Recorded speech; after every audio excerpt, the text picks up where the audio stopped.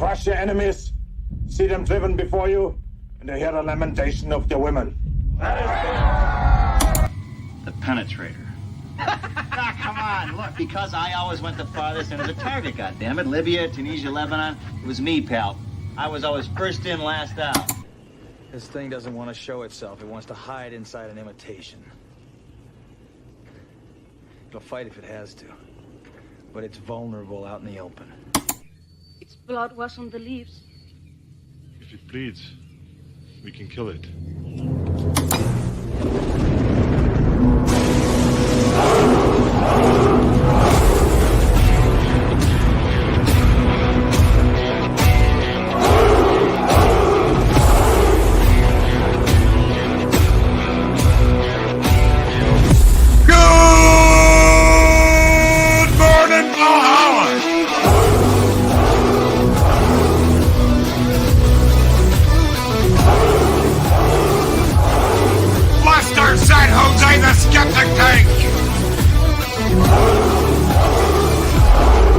Time to wake the neighbors with Southern Viking!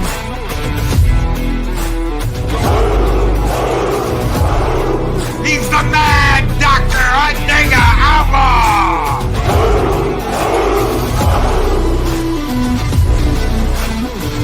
Show back DJZ!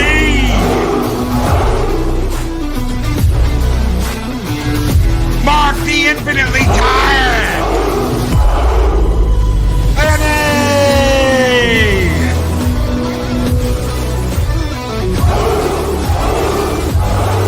It's Captain Fandom Nerd! Project Cambridge and Chris Verge of the Wrench of Wrenches! Dave G. Sound and Mephisto's movie reviews. Greetings program with Daryl the Derelict.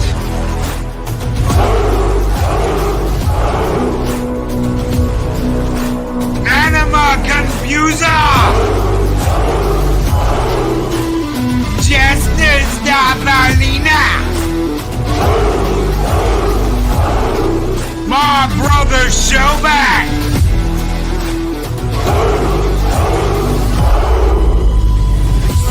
Walter Tomascu.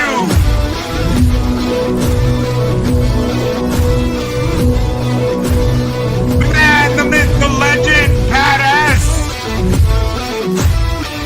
Skull and Tuck and Roll with Snowda. Claude Sailing. Dave Roberts. Dave G. Sound.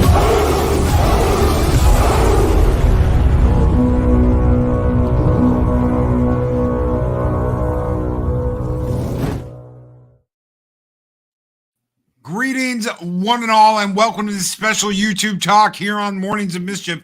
I've got two wonderful guests, and that's not all. In dedication for our guest, Jagiri. That's Jagiri, ladies and gentlemen. Jagiri.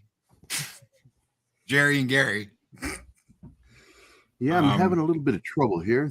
I had to fix that. We have got a cup of coffee just for him. Yeah. Cup of coffee. So, good morning, gentlemen. How are you doing? Yo. I'm doing pretty good this morning, although I'm having some sound problems. I have to try something real quick. I don't know what this is going on. I still do this every once in a while, and it throws it off. Let me try this again. Can you guys hear me right now? Yeah. Mm-hmm. Yeah. See, I'm not hearing you. Let me try another one. Hello, chat. What's up, my friends? Good to see you all. Good morning, everybody. I believe There you are. Really Okay, well. now it's coming through. All right. Sometimes it gets funky, my Yeti connection. Oh, yeah. Yeah, they can get kind of funky, especially if you got the audio going through the Yeti. Yeah. Yeah, the audio is coming through and it's going out, and it was doing it this morning. So now it's working. So nice. But thanks for having Clobbery on, man. Well, thanks for having me. Thank you for coming on. You know, when we talked, so when me and Gary talked, I think, what was it, last week? Yeah. Beginning of the week, I don't remember. He was like, I'd love to come on. and hang out on the round table and talk about comics with you and Clavi. I was like, Yeah. you know what, dude? If we're going to talk about your campaign, let's get you on in the morning. Not that there's anything wrong with the comic book roundtable. It's just got a very niche audience, and we love you guys. We love that you come out and support us every Wednesday. But you're gonna get a larger audience in the morning, which is really strange because usually it works the opposite direction. Usually more people show up in the evenings and less people show up in the mornings. But that's not the way it is here. Yeah. Well, I think we're more sporadic on Wednesday nights. We're not, we're not there every single Wednesday night, I guess. Yeah. These days. So it's, hit or miss. Maybe that's part of it. And a huge thank you, huge shout out to Snowed Up for sending the chat over here after his morning cup of Joe with snow. Thank you, brother. There's somebody I've never got a chance to hang out with either, Snowed Up. But I see a lot of people like Penny is here. She's a dear friend. Hey, Penny. Girlfriend is here, Anima Confusa. Shellback is here, good friend of mine. Let's see, Captain Fandom Nerd, Daryl the Derelict. Oh, that's awesome, man. Great group. Oh, this guy down here. Yes, a dear friend. What's up, buddy? Oh, always doing so much for everybody else. Yeah, and I asked him to do me a favor and reach out to a lot of the people I because I don't hang out with people. I just do our shows, and I've limited our shows. I only do Monday, Friday, and Saturday, because I'm trying to focus a lot of energy back into my art career. And but in the process, I'm like, I need to start hanging out with some of my friends, people that know me and I know them, but I've never been on their shows to hang out. I'm like, I want to start doing that. The biggest one I do that with, of course, is Toxic Tuesday. I'm a regular on Toxic Tuesday, and that was fun last night. Nick. Yeah, Nick's my buddy, man. Oh, Nick's great. Nick, you're talking about Nick Weiser, right? Yeah. Nick Weiser's so great. I can get him laughing so hard, it's funny. Have you ever met him in person? No, I wish. Dude, I got to meet him out in Vegas. I got to hang out with him. Oh, the big hookup thing? Yeah. With everybody? I'd love to do that sometime, too. I've got to meet quite a few of my friends from online, but I don't go out much. I'm an introvert. I know it's hard to believe because I seem so outgoing and all that shit. But in fact, I'm really an extreme introvert. And if I had a choice of never going outside again and, streaming, I'd stream and just never leave this house. I have my groceries delivered. I don't go anywhere. I have everything delivered through Amazon or through Walmart. Thank you, Squeaka. She says, good morning. I can't listen to say this looks amazing. Sweetheart. This looks amazing, Jagiri. Oh, Keely Chow is here and War Monkey. Yeah, I like it when we get a house full of monkeys. You got Monkey Jeebus and him. And what is it? Mountain Music or something, whatever his name is. I love him. And we'll have all three of them watching the show. And it's like, we got a house of monkeys. Badass with 20-month membership, chat. Thank you so much, Pat. 20 months here with Mornings of Mischief. Keely Chow is here, and Mark the Infinitely Tired. Boosh is my buddy, man. Boosh McFadden. He says, I can't believe two guys I love and respect and Gary are on the same morning show. This is better than when I got my Blade Runner membership card. Thank you. Thank you so much. Yeah, and that's a reference to the fact that I'm the founder of the Blade Runner fan club online, Blade Zone, the #1 Blade Runner website in the world. I don't run it anymore. I started it in '95, and it's still the #1 Blade Runner website in the world. Wow, cool. Yeah. Captain Bandard, who's been a member 17 months. Thank you for your membership, brother. Says, great panel today. Man, the fact that I could get both these guys in the same morning show, I'm blessed. Very blessed. Well, Clobby and I gave each other nicknames. That's true. Jagary? I'm Jagary, and he's Clobbery. Clobbery. Because somebody said his name wrong and said Clobbery, and I'm like, I'm using that. I'm owning it. Clobbery. And he said, I'm the only one allowed to call him that. Yes. That is a fact, Jack. That's the fact, Jack. You'll come hang out with me Monday, right? Monday night? Yeah. Yeah. I've got my Yahoo calendar open for all the people I'm visiting. There you go. I have to do that because it's my brain. Yahoo calendar is my brain. You know what? The other day I read 2 comics I was disappointed in. Number one, I read Planet Hulk, then I read World War Hulk, and in World War Hulk, the whole run. The whole run, yeah. I got both the graphic novels. I never read them before. And well, just to I don't mean to correct you, but those are called trade paperbacks. Yeah, they're not graphic novels. They're not graphic novels. Thank you, Gerry, because that drives me. That's one of my pet peeves. Anyway, go ahead, Luke. Sorry. And he never says anything because that's what I always call them, as graphic novels. And yeah, they're trades. Trade paperbacks. I work in the industry. I've worked for IDW for years. Tom Waltz is the person credited with discovering me. And I was referred to as IDW's workhorse for years because there are things I worked on nobody knows because I got no credit. I got paid. Really? But, wow.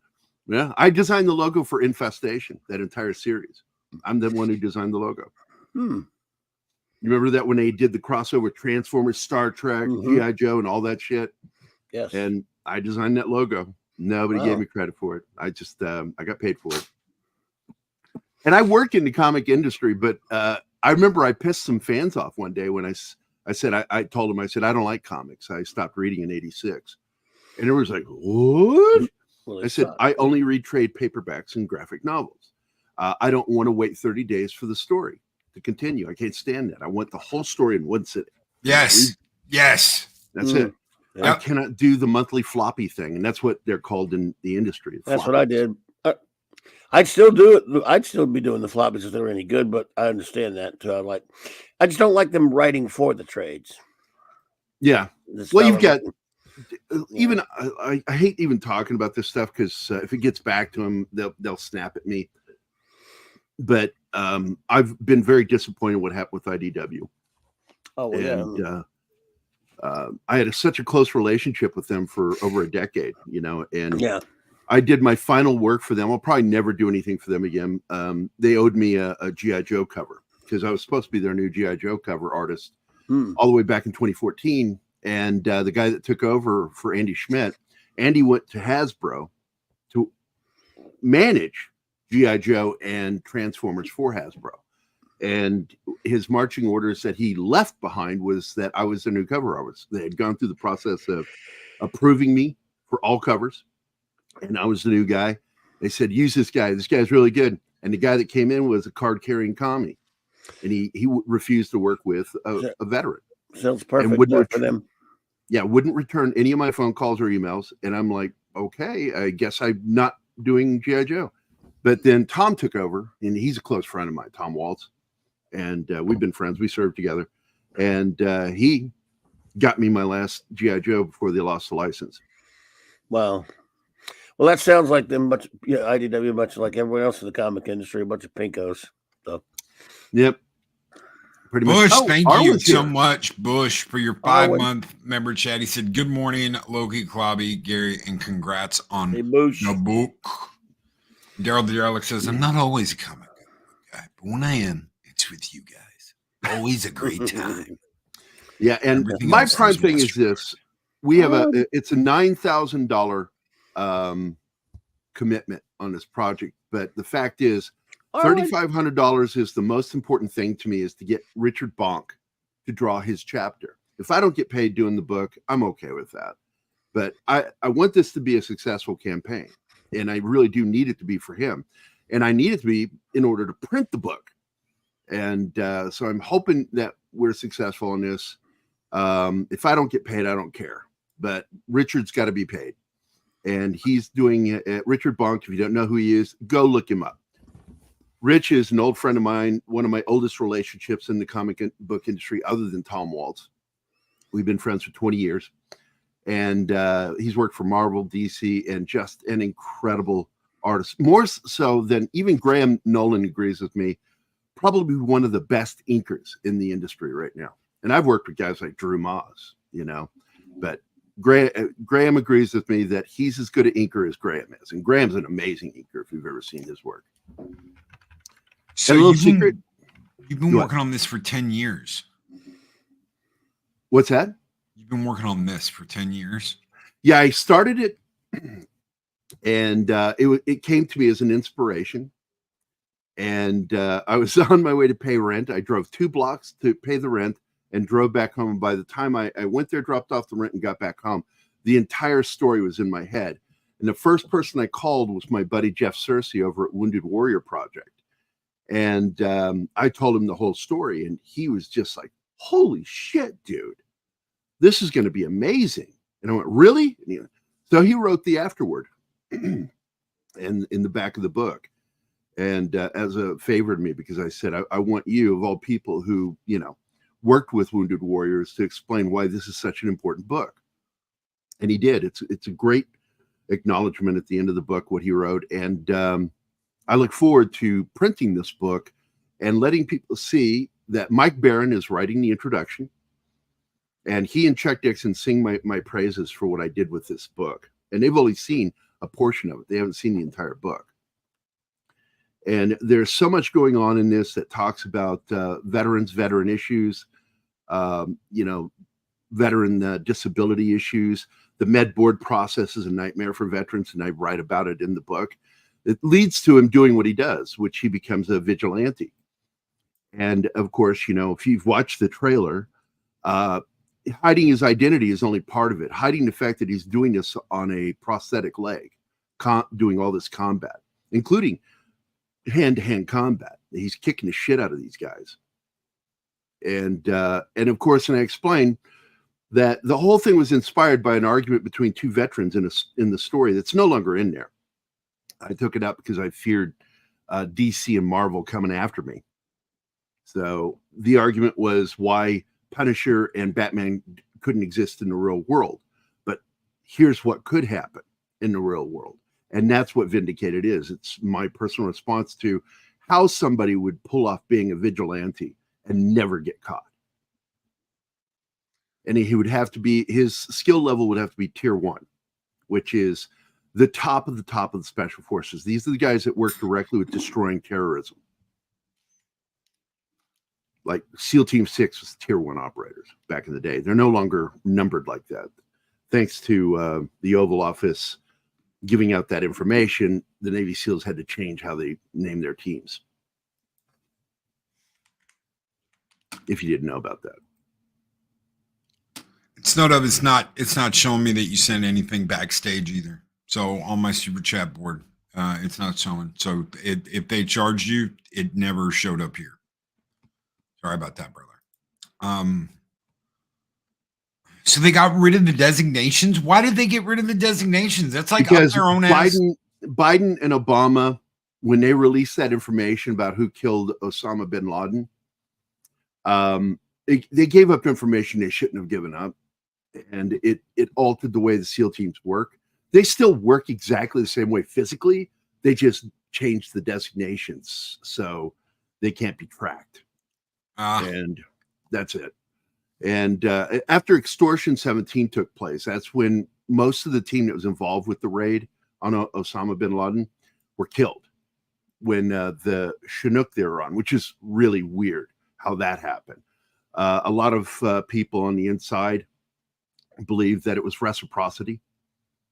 Yeah. It was a payback for SEAL Team 6 doing the killing. So they were given free reign to try to kill some of them. And don't know if that's true, but the book that I'm in, I got the Military Writers Association's first graphic novel to ever be given a Military Writers Association award was the graphic novel Code Word Geronimo, which I created for IDW. And I got the rights back, and I'm working directly with Dale Dye on that one to re-release that book eventually. And we'll be doing a special edition of it. And one of the things we talked about was doing the story of Extortion 17, because that was the team that went in to kill bin Laden, and then most of them died. They died in that attack on that Chinook. Look. Yeah, I'm sorry. I'm military, so I know a lot of military stuff, and I do a lot of military work. I work for Dale Dye, you know, or as I jokingly say, Dale fucking Dye.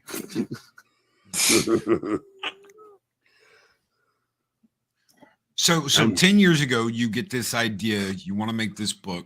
Mm-hmm. What has led you to be like, you know what, now's the time, I want to do this, let everybody know, like what well, I was went like through a dark period in the 20 teens, because raising my daughter, it was such a great thing until she hit teens, and then she became a nightmare for me, and I was putting so much energy on. My job collapsed, and I had to leave Missouri and move down to Arizona. I thought maybe I could try to be close with my siblings. That was a mistake. Arizona, it costs 3 times what it costs here to live. I got an apartment, and I couldn't afford it. I was living beyond my means, and wasn't making enough money. Was taking jobs I normally wouldn't take, and I worked with 2 people who did damage to me, emotionally, psychologically. I worked with a veteran who suffered from severe PTSD mixed with a TBI from combat. And I didn't know what version of him I was going to get day to day. And Richard had to deal with him too, Richard Bonk, because we were working together on this book. We're going to finish that one next year, 2024. We're going to finish that book. Half of the book is done. And the reason only half got done, because halfway through the book, this guy lost his mind. Not only refused to pay for the rest of the book, he got paranoid and pulled out, but then he screwed me over by going to PayPal and taking back all the money that he had paid. So it put me in a negative balance. And I'm like, I was begging, don't do that, man. You're going to hurt us. He didn't care. And that caused me to spiral a little bit further. And I went into a deep, dark PTSD-driven depression. And that lasted all the way until really this year. And I've been fighting it all the time I've known you guys. And nobody knows it. Nobody can't see it because I hide it well. But I got to tell you, when the writer's strike happened, it hurt my career again this year. And I haven't gotten a regular paycheck in 6 months. And I've been struggling. And all of a sudden, I just sat there and I realized it hits you like, what am I going to do? You're sitting there and that's how I'm always am. I'm always like, how do I get out of this situation? How do I make this situation better? How do I fix this? Because nobody else is saving the day. I have to do something and change my direction. And even though I'm still committed to work on projects, I'm putting, these are now priority. Finishing Vindicated is a priority. And but the clients I normally work with, I haven't gotten any money from them because of the strike. They're all film industry people. And I normally get a lot of film posters and storyboard jobs. Nothing this year. Nothing. So it's just the well dried up. And I had to figure out what to do. And it's coming close to Christmas. And I said, I've got to figure something out or I'm going to sink even deeper. And all of a sudden, by feeling that way, all that darkness like left. And I feel so full of energy and full of positivity right now. It's unbelievable. I haven't felt this good in years. And there's no guarantee I'm going to be successful with this, but I think I'm going to be. I think that people are understanding what this story is about and why it was so important to me to tell in the first place. That it is the first ever comic action hero that's a disabled veteran. Main character. There was one before, J. Jonah Jameson's son. Mm-hmm. John Jameson. Yep, he was, but he wasn't the main character and he wasn't the hero. No. This is the first of its kind. And he's scarred on the outside and on the inside. He suffers from severe PTSD. And that's why he gets red flagged. Because his character learns to walk and run again on this new prosthetic limb, even though in real life he would be wearing 3 different types of prosthetics to do the things that he does. In the comic book, I simplify it. You know, that's the thing about storytelling. You got to simplify it. Otherwise, you're going to spend so much time on the minutia Yes, there are going to be people who go, well, I know that. I'm fully aware of that. I had to make that decision to throw that out the window because I cannot have like 20 pages of comic explaining throughout the book all the different things he has to do in order to do what he's doing. I want to simplify it and just kind of assume he's done it and he did it off camera. And and so he does everything in the comic book really on one prosthetic leg, when in reality he would require 3 different prosthetic legs for everything that he does. And from the regular combat, walking, to the running, he would have one of the springboard ones, to the kicking one would be a different kind. And I was inspired by that because I'm friends with Kurt Yeager from Sons of Anarchy, and he was a part of this from the get-go. I had seen that movie, what was it called? Battleship. And they had Colonel Gadsden on there playing a character based pretty much on himself. And he was a double amputee. He had lost both his legs, and he combats an alien. And I was so inspired by that guy. And so Vindicated originally was going to be had lost an arm. It was using a prosthetic arm, but then it became 2 legs. And then I met Kurt Yeager within a month of that, and I remember when he said, I want to be a part of this, he told me that. And I'm like, okay. And then I said, you're a method actor, right? And he goes, yeah. I said, well, how method are you? Because he has 2 amputated legs. And Kurt got what I was making a joke that he'd have to lose the other leg. Really quick, I want to thank Lester San Jose, the Skeptic Tank, for gifting a Loki's Mornings of Mischief membership. That went to Anime Confusa. Thank you so very much, Lester. And Snowdub's $2 super chat came through. It says, testing. Quit playing with my cash, YouTube. Thank you, Snowdub. So RoboCop's not a veteran. RoboCop is a cop. He's a cop, yeah. We don't know if Murphy. That's a nice try, Monkey Jeebus. This is where you are. You don't come see me anymore. You're here, Dick. Yeah, we don't know if Murphy served or not. They never say. Yeah, they never say. No. But Did you play that new RoboCop game? I haven't had a chance. I'm still playing COD Modern Warfare 2 right now. It was fun.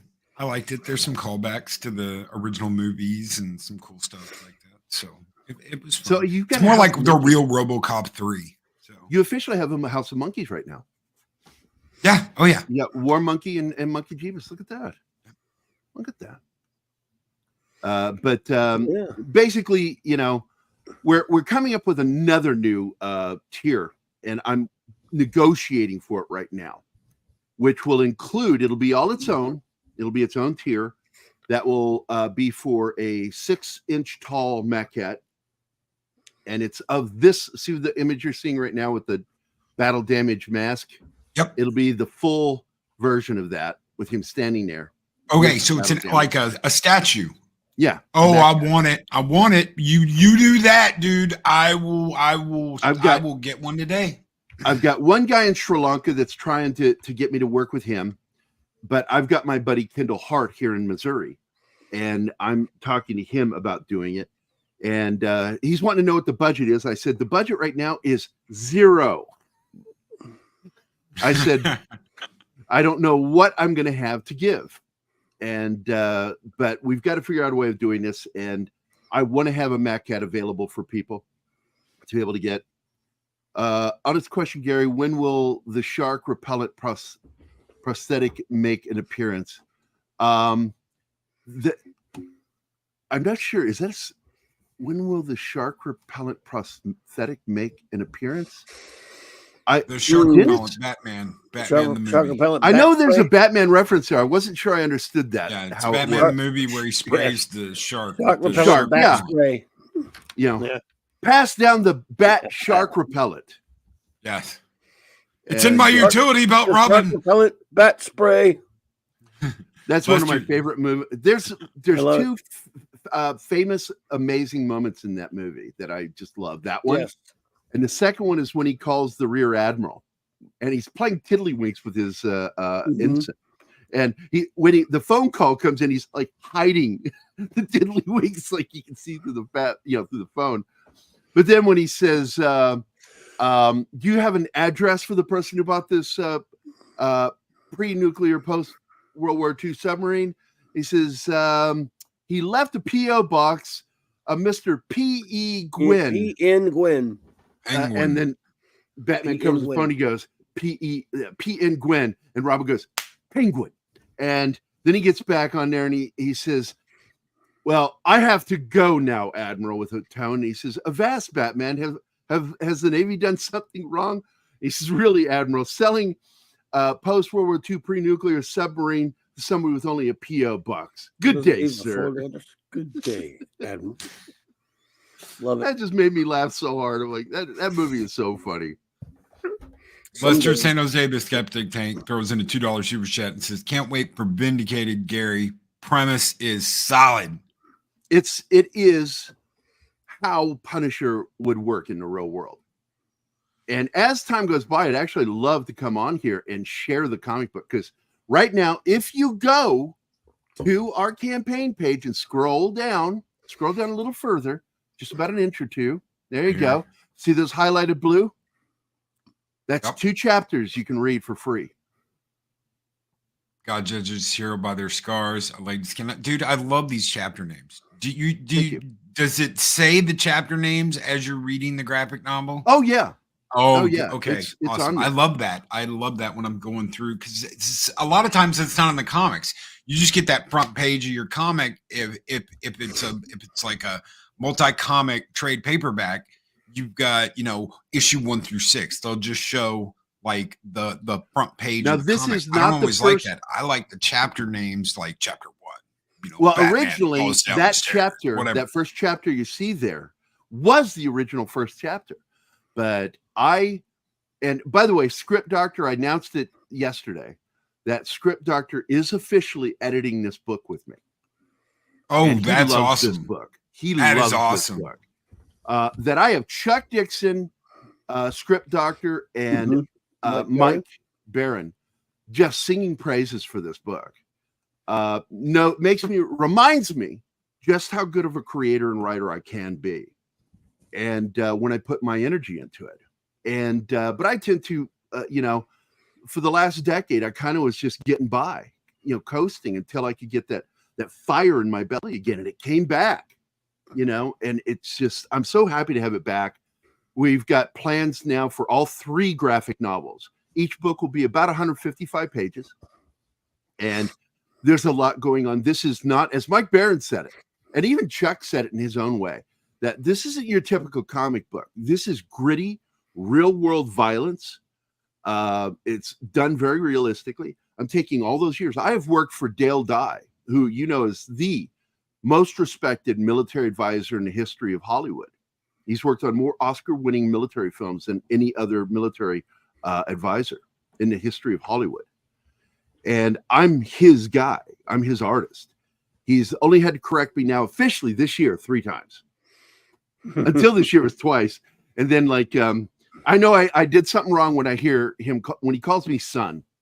He doesn't call me Gary. He calls me son. And I went, oh crap, what did I screw up? I rarely make mistakes because I know my history, especially military history. But I do fuck up now and again, and he's caught me. He catches me every time. And on this one, he made me change one thing in the entire book.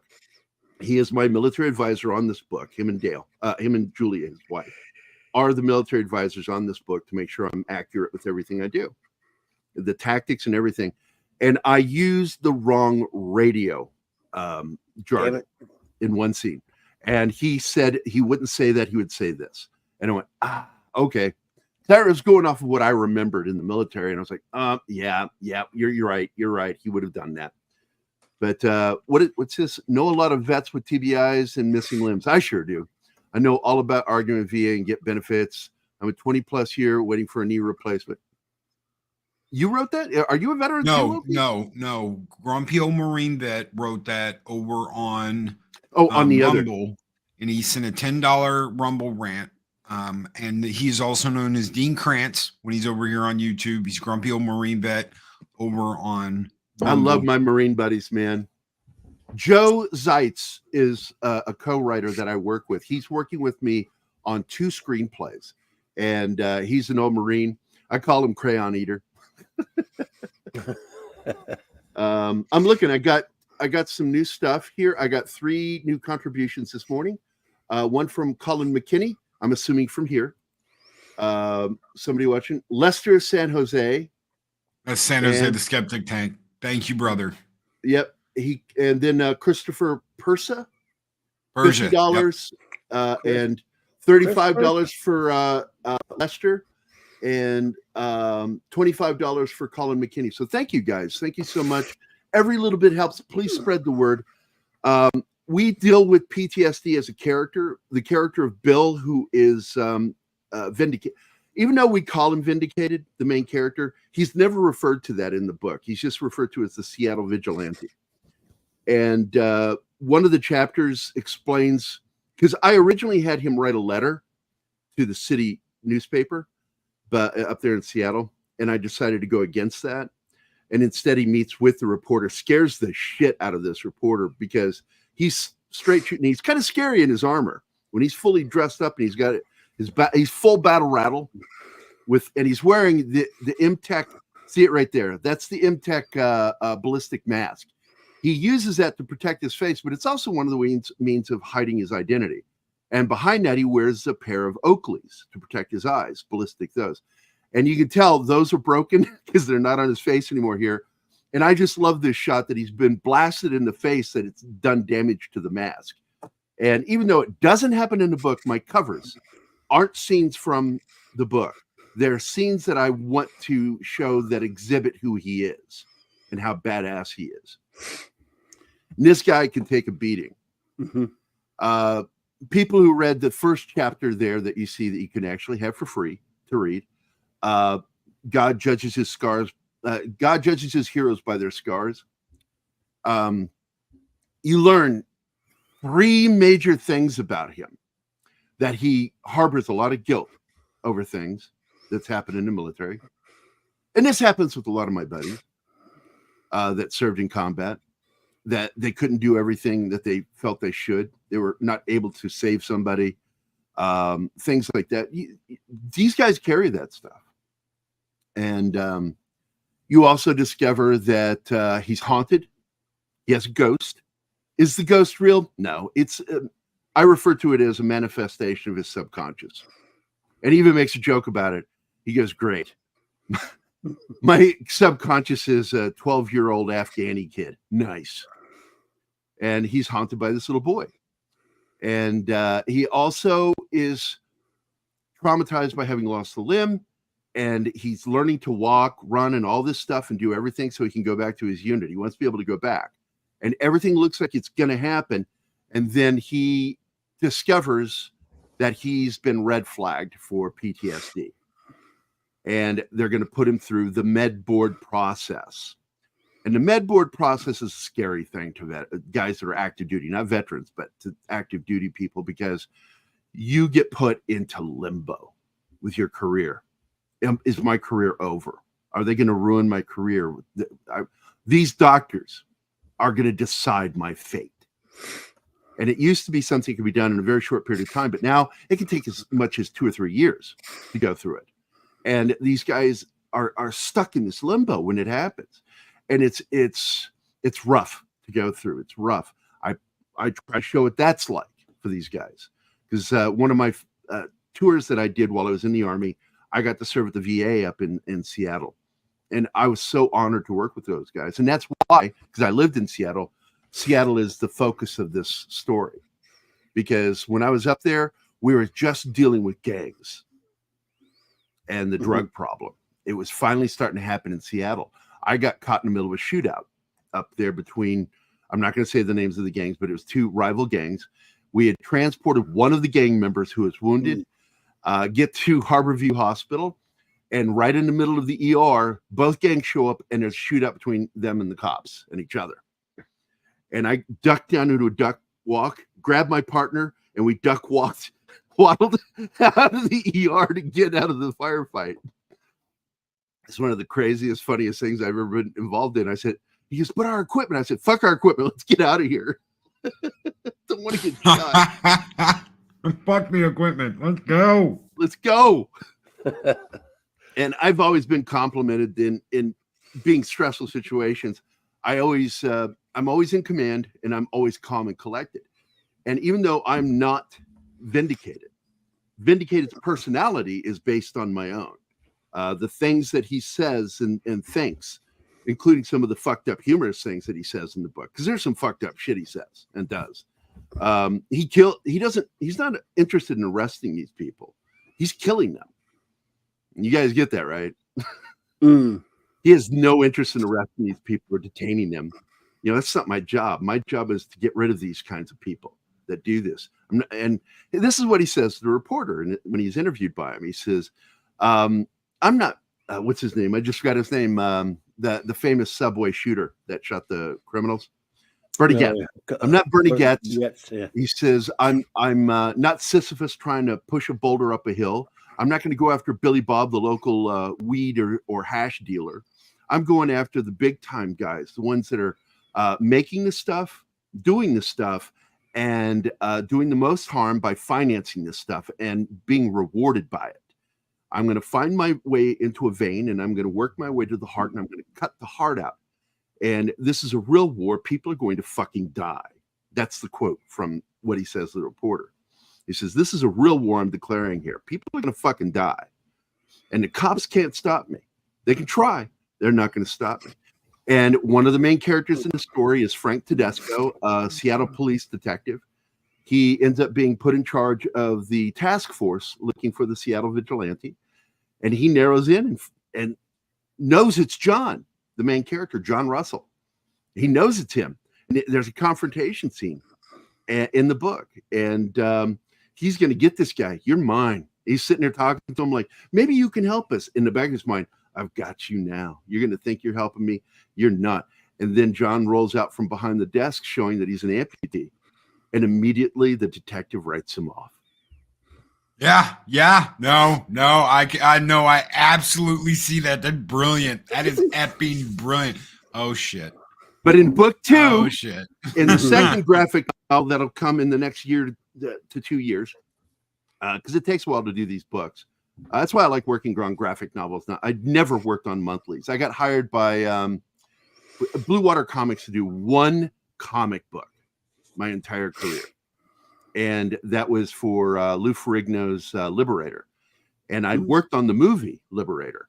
And they wanted me to do the whole comic. And I went, no, I won't do that. I won't do month to month because I don't like those deadlines. I like being able to have, that's too quick for me, too fast to turn around. I like working in most of the books I've done. It took me 1 year to 2 years to draw them. And that's the normal thing for, if you're the main artist working on a graphic novel, like I did the Bayou Tapestry graphic novel for Tapestry Comics. That took 2 years. I did 90% of the work in that book, including rewriting the battle scenes. Cause I love the guy, Tyler Button. I love him. Really great guy, great writer, but his battles weren't right. And so I had to fix the battle scenes. And Dell will tell you, I know how to write out tactical combat.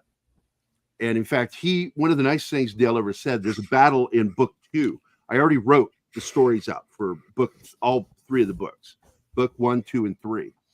And the second book has a huge battle in it, which you see at the opening of this book when you see him running along the rooftops. That's a scene that actually happens later in the second book when he's being surrounded by a SWAT team. And he's got to figure out how to survive this because the SWAT commander is corrupt. Most of the cops in my story are always good guys. I love cops. But I know in every organization, doesn't matter, military, what have you, there's always an asshole. Oh, always. Dude, yes. And the SWAT commander is played by a friend of mine. Hold on, I'll tell you exactly who he is. See if I can find some of the stuff he's worked on. He was the last thing I remember him really working on that everybody else would know is Generation Kill, the HBO miniseries. Which was a great miniseries about the military. Did you guys see that? Yeah. He was one of the senior commanding officers in that show. And I'm looking to see if I can get his character's name. Lieutenant Colonel Stephen. Oh, it doesn't give his full name. But anyway, it's Chance Kelly. He was the serial killer with the orange suit in Unbreakable. And he's a friend of mine. I've known him for years. And he's the SWAT commander. I have signed agreements with so many actors to be in my comic. From Chance Kelly to I just forgot his name. He plays Bill, that's based on my grandfather. He was the maintenance guy in Battlestar Galactica that worked on the ships and stuff. Oh yeah, and ended up being a Cylon. And Cheap Tiro. Yeah. I fucked with him the first time I met him. I said, "Oh, I remember you. You were the janitor on Battlestar Galactica."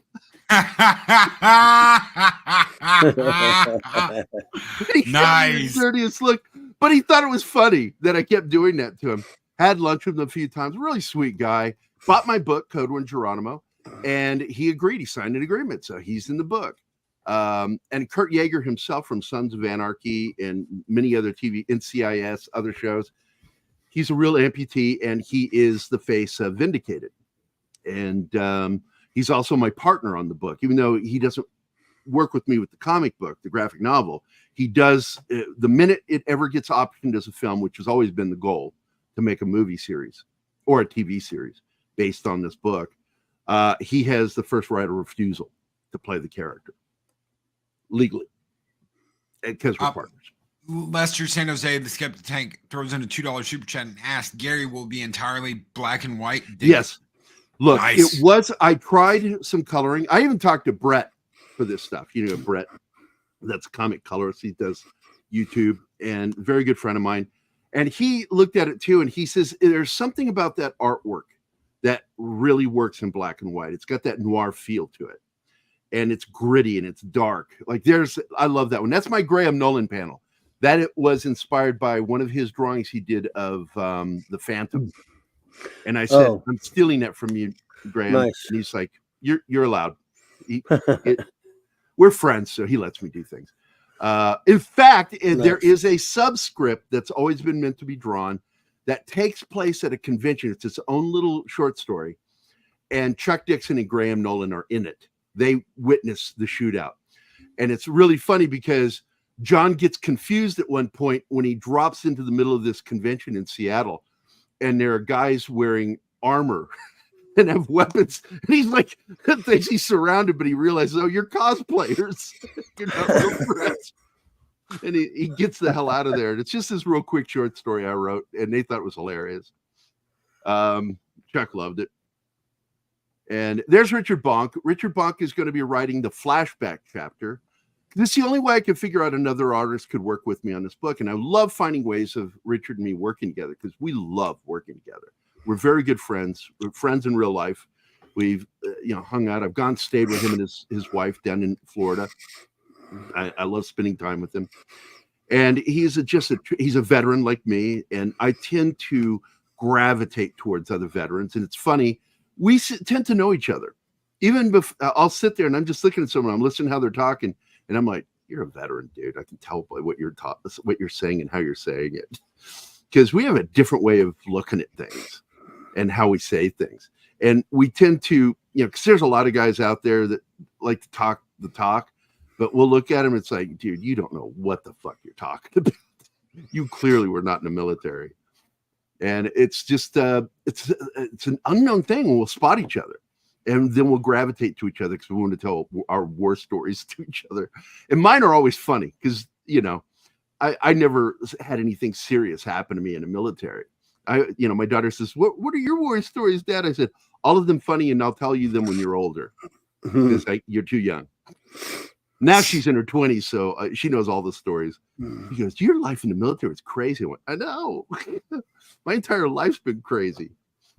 I lived a life less ordinary. I've done a lot of stuff and been around some of the most amazing people. And when I write stuff about real life, people will go, you like writing about yourself? I went, no, I like writing about the people I've met in my life and the things that have happened that I got to witness and be there for. I just happen to write the funny stuff because I'm writing how I reacted to it. But really, it's all about those people, not me. So I want to go over. I want to go over your rewards here. There's going to be more coming because I told you we're going to create that new tier with the statues, the maquettes. Yeah. And they're going to be added to one of the top ones, which is the $2,500 one. But the $10 one, you go ahead. It says, what you tell me. We'll go over them each by each, and you tell me what you get with each of them. Oh, I'm not just reading out what's on the description. Yeah, and by the way, I didn't write a lot of these, so I have to look at them. John, my entire team from Pop Culture Minefield is helping me put this stuff together and do this stuff. I have an amazing team. John and Martin are amazing, dude. Thank you for helping to make Vindicated Inc. a reality. For your generous contribution, you will get the PDF copy of Vindicated Inc. sent to your email address on file with Fund My Comic. That's the $10 one. $15, get a PDF copy of Vindicated Inc. graphic novel. Once the entire book is complete. Once the entire book is complete. Yep. And so it's not different. We need to add something about, and there's no backers on the $15 one.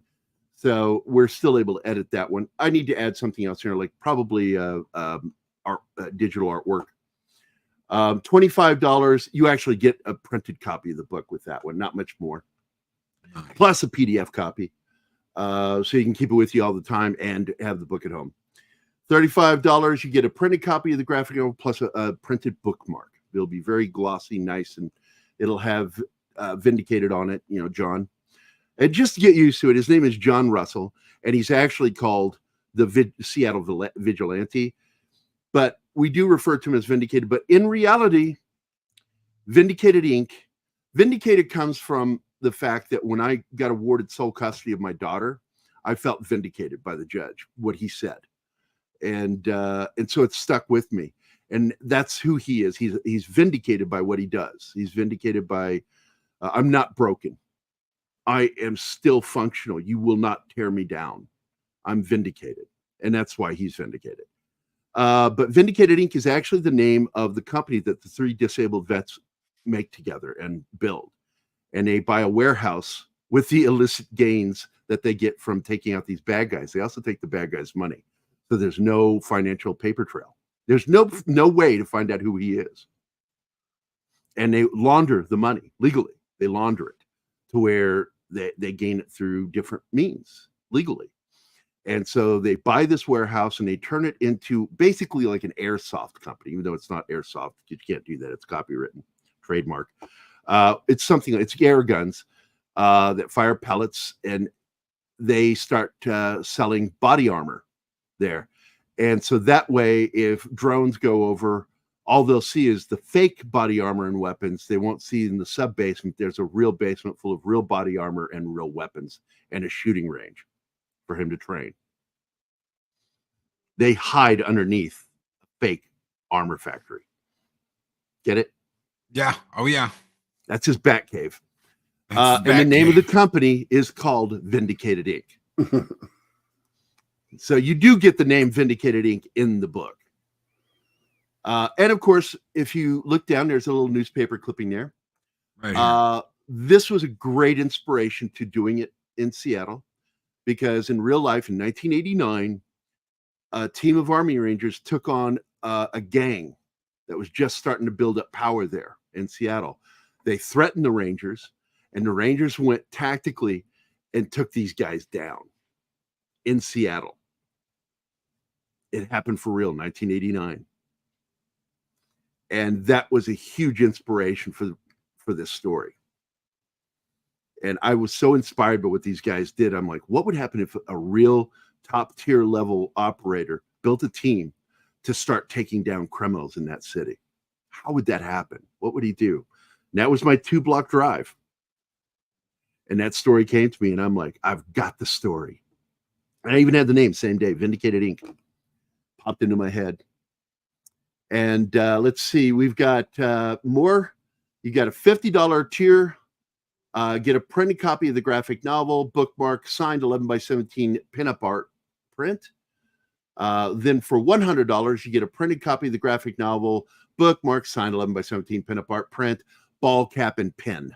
A little pen that you can wear on a hat or whatever. Yeah, I love those for my or backpacks. suspenders if they ever come back. It's suspenders. Well, I put them on my backpacks, man. I've got like a bunch. I've got a bunch. Yeah, of I've had different them on my backpacks. backpacks too.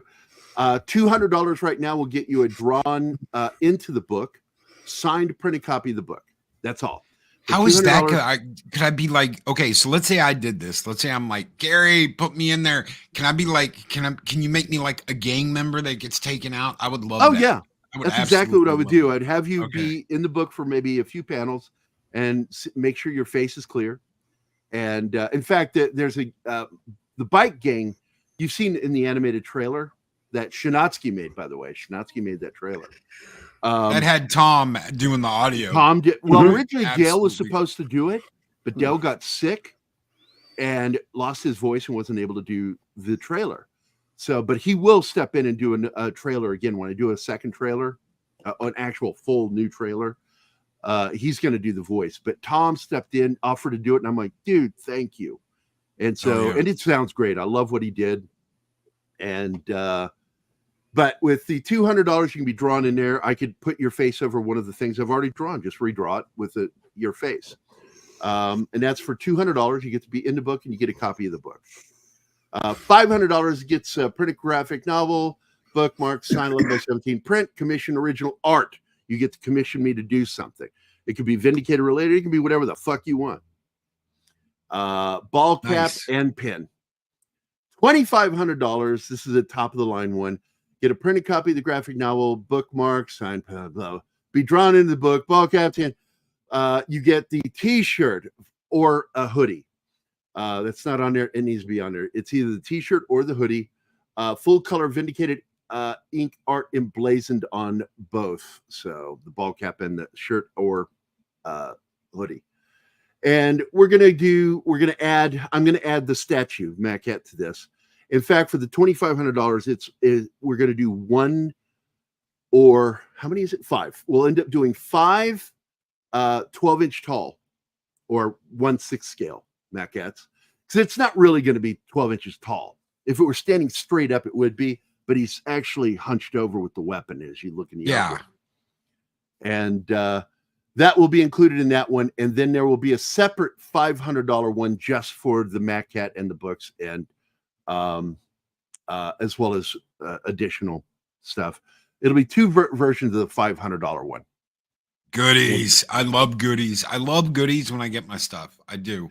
No By matter the whether way, I'm ordering from EBS or somebody else, I love my extra goodies. So that is awesome. If you scroll down a little bit further, you get to the scene where he takes on one of the teams of mercs that's been hired by the biker gang to fight him. Right here. He's going into a warehouse. This is the opening of the chapter, the first page of the chapter. And you see how he makes egress. And I do something here. Now, do you notice what-handed is he holding that weapon right now? It's his right hand. Right. Now, there's a show called The Kill List on Amazon. Okay. It is the first ever showing of how soldiers are trained to do shoulder switches. Yeah. With their weapons. You have to. Now, if you notice on this page, it's clear he's right-handed, right? Right. But then you scroll to the next page, and what arm is he holding it in now? His left hand. Because he's using a wall to the right for cover. Yeah. That's how you're trained to do it. And it's just something I slipped in there. So Kill List is the first TV show or film to do it. My comic is the first one to show a shoulder switch. Cool. And he fucks up. He doesn't clear a bathroom. And a guy comes out of the bathroom, nails him in the prosthetic leg. And ends up, he puts 2 holes in the guy, double taps him. And that, of course, gives up his position to the mercs. And when you're cornered, my sergeant actually told me this: if all else fails, go grenade bowling. Yeah. Yeah. Words. Yes. And so I throw that in. Yes. All else fails, go grenade bowling. Sergeant David Hope said that to me. And I show a lot. It's very violent. I show very little gore, but I'm clearly showing bullet hits. And, you know, I'm trying to be as realistic as possible. When you shoot somebody, the mist isn't caused from the front hole. It's caused by the back hole that you create. Like when I wrote City of Fire with Dale Dye, I wrote the first draft of the script. He wrote the final draft of that script. You'll never see it. It'll never happen. We had an opportunity to make a film back in 2006. It would have been the best modern war film ever made. If it had gotten made, it was going to be funded by the northern government of Iraq. I forget what they were called, the Kurdistan. They were going to produce it, and but then they collapsed, and all the money disappeared, and the movie didn't get made. And so Dale took my script and wrote it, but the scene is still in his script because I wrote this, and it's based on an actual incident that took place on June 24th of 2004, when the only striker of the 72nd Striker Brigade went out. They were the only ones. Everybody else was in lockdown because of the bombings across the country, the car bombs. And it was the change. It was the Tet Offensive of the Iraq War. And the last striker is the only striker in the group that had the manual 50. All of the other ones were the robotic ones. The guy down below in the vehicle controlled it mechanically. The very last striker was the one with a guy on it, sitting there mounted on the 50. He's leaning back against the rest of his helmet, his hatch, leaning against the hatch. His hands were relaxed, holding that 50. Didn't think anything was going to happen. And this Haji jumps out, leaps up in the air, like does one of those crazy, goofy halo jumps through the air and lands right into his sights with an RPG aimed at him. And in the script, I changed one thing. I had the RPG actually fire, but in real life, he just looked at it and he didn't have to move his weapon. He just depressed the butterfly trigger and fired one single shot like that. And the guy's upper body just evaporated into a giant mist. And that's what it looks like when you get hit by a 50 caliber round. Oh yeah. It's just whoosh.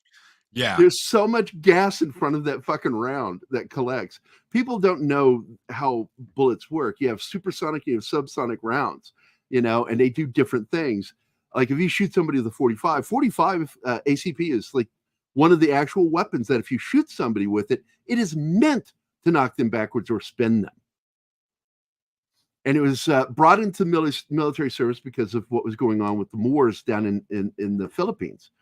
Back at the turn of the 20th century. These guys were jumping out of trees with machetes taped into their hands. But the guy would still fall on him with a machete and wound and kill him.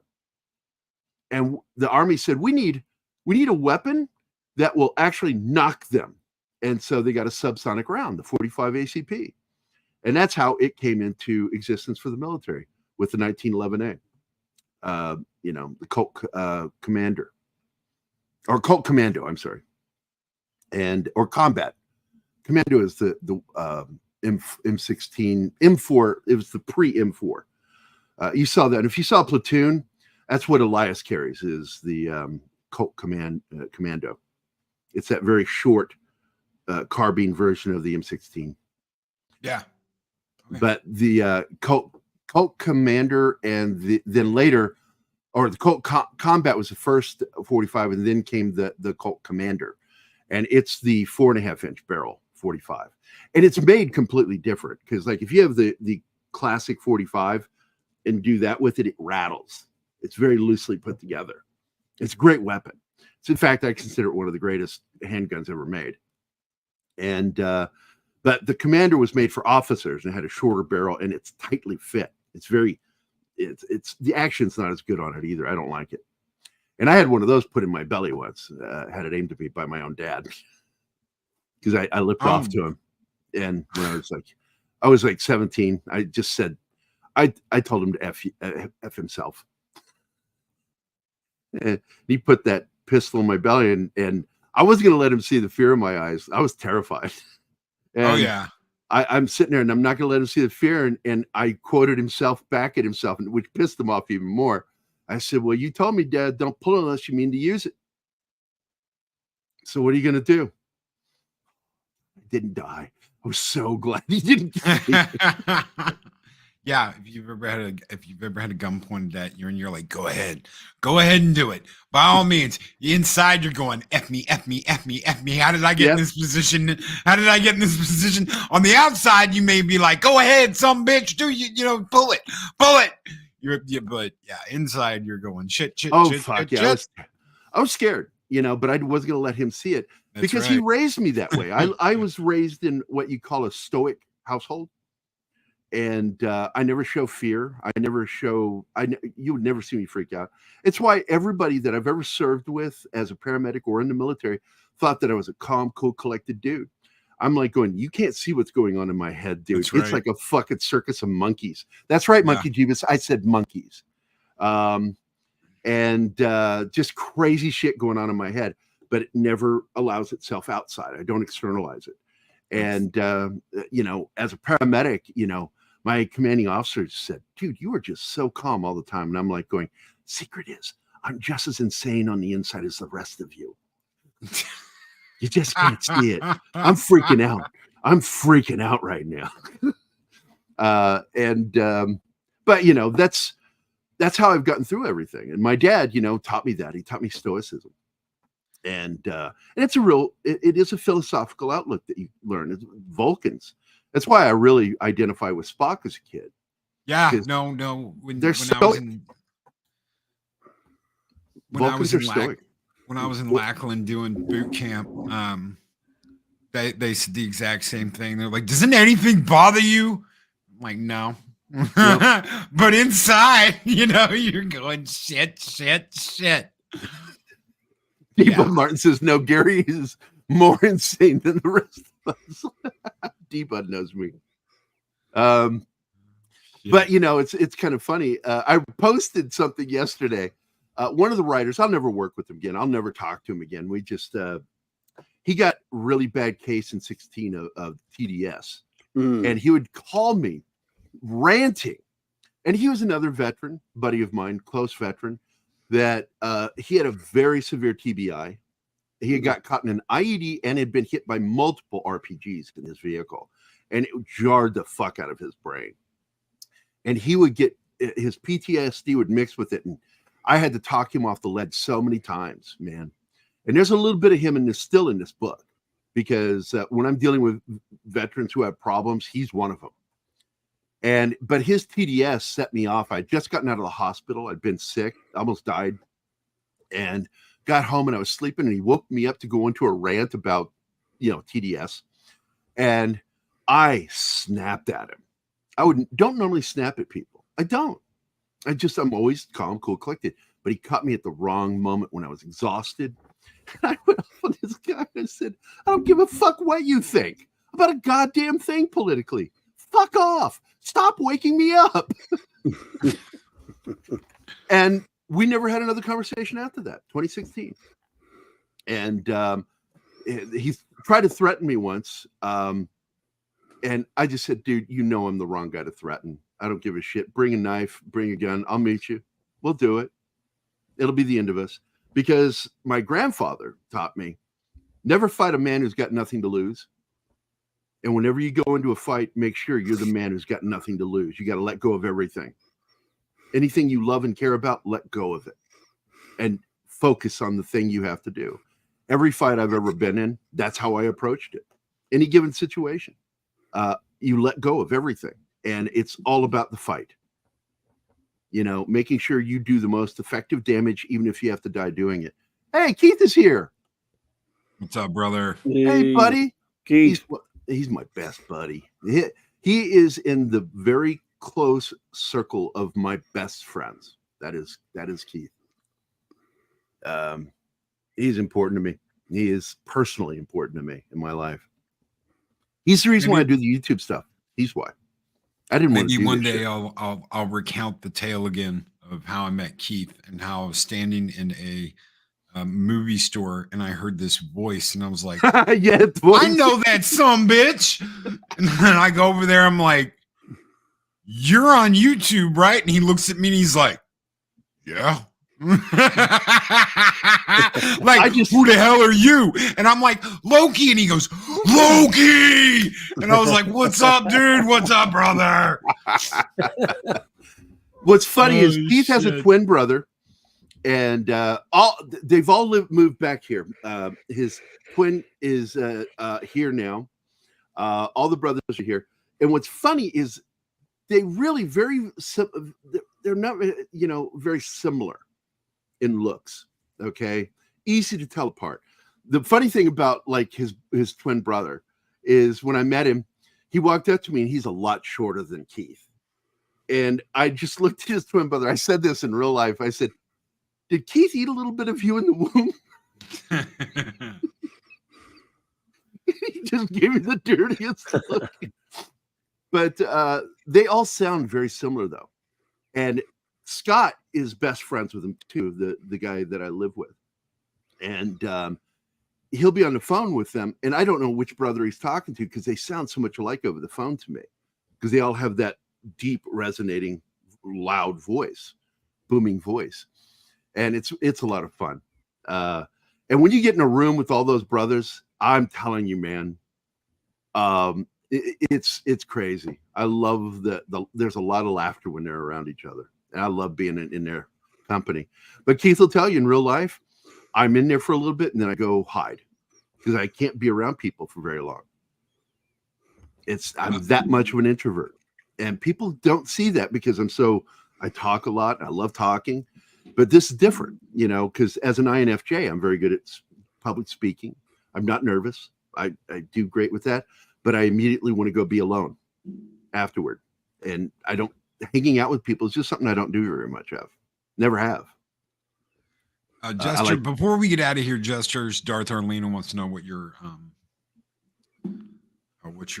what my MOS was. Yeah. I started out as a 91 Alpha, then I became Bravo, and by the time I got out, it was transitioning already into 68 whiskey, but I didn't actually get that designation.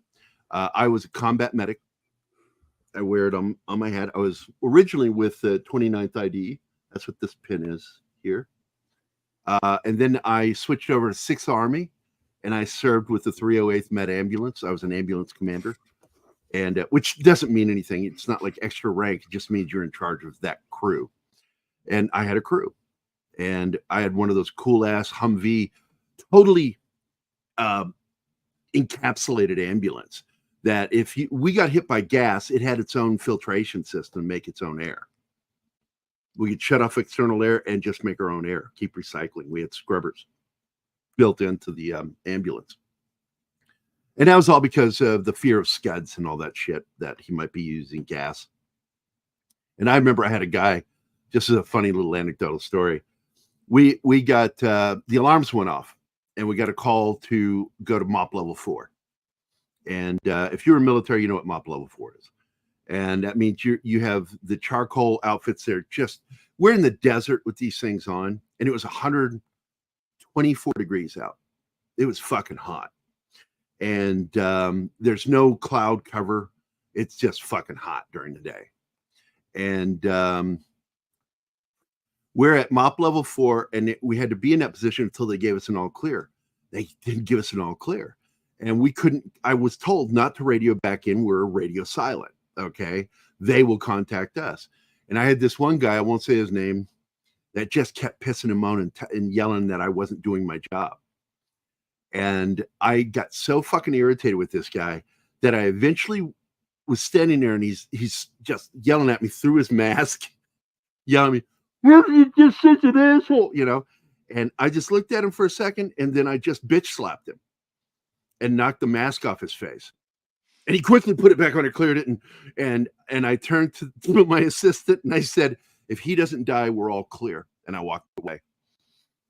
And he tried to get me in trouble for it, but my senior NCO and my CO were like, or XO was like, "We're okay with what you did."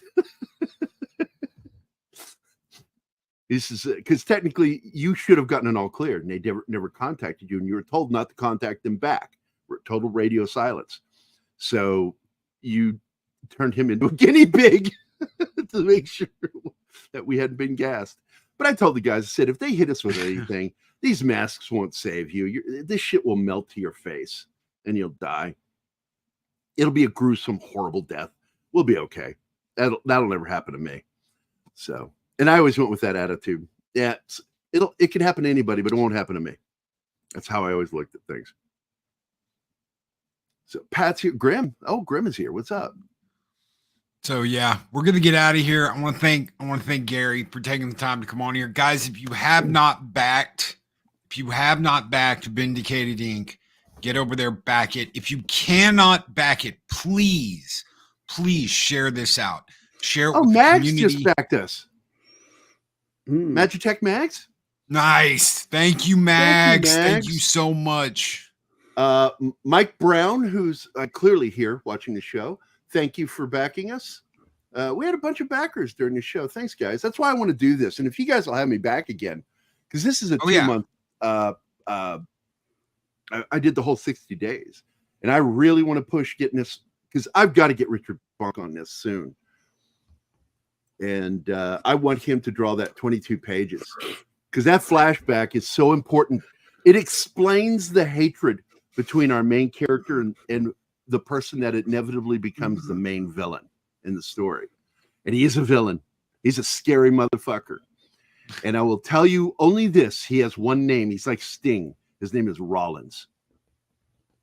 Oh, well, all the good villains only have one name. Mm-hmm. And he is a character. Well, he's in 2 separate stories of mine, including St. Thomas.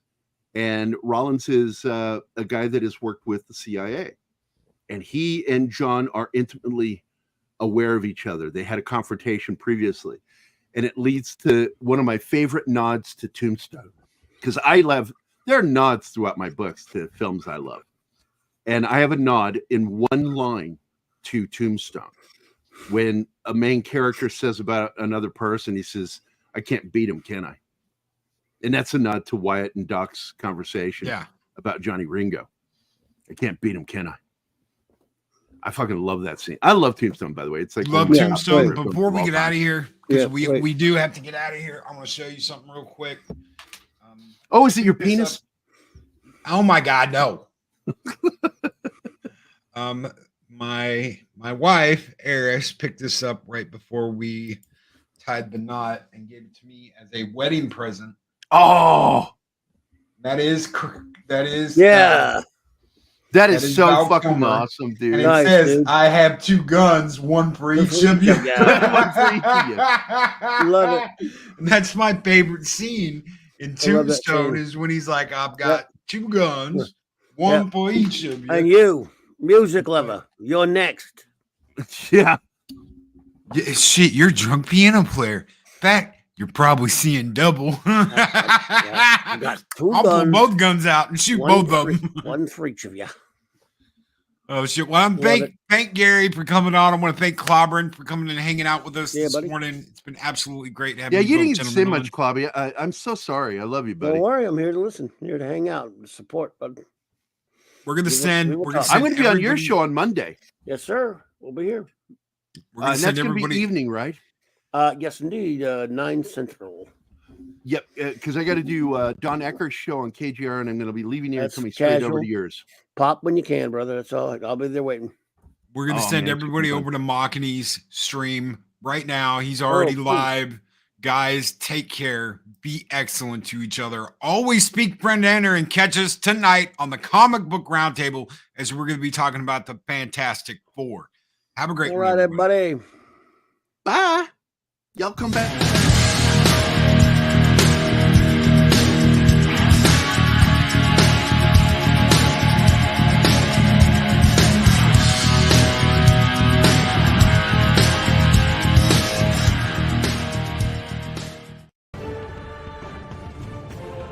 These videos are tremendous.